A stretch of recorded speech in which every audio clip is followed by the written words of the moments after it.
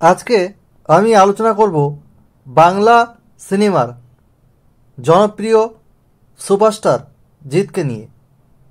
জিৎ কেন পদবি ব্যবহার করেন না, সেই নিয়ে এক সাক্ষাৎকারে তাকে প্রশ্ন করা হয়।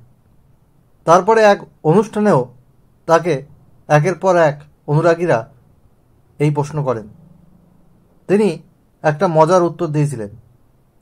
2002 সালে টলিউড ইন্ডাস্ট্রিতে তিনি কিন্তু পা রাখেন। তারপর কেটে গেছে 22 বছর। যার আসল নাম জিতেন্দ্র মাতওয়ানি। তিনি যে উত্তরটা দিয়েছিলেন, আমি মানুষের মন জয় করতে চাই। স্কুলে আমার নাম ছিল জিতেন্দ্র মাতওয়ানি। বাড়িতে সবাই জিতু জিতু বলে ডাকত। আর সিনেমা করতে যখন আমি আসি তখন আমার নাম হয়ে যায় জিৎ। জিৎ মানে তো জয় করা। আমার মনে হয় সেটা পেরিয়েছি।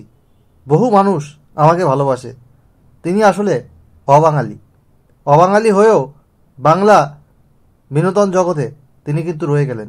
বাণিজ্যিক ছবি তো বটেই, তিনি কৃষ্ণকান্তের উইলের মতো ছবিতেও অভিনয় করেছেন।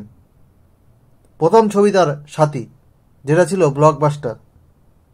তিনি প্রযোজক হয়ে উঠলেন নায়ক থেকে।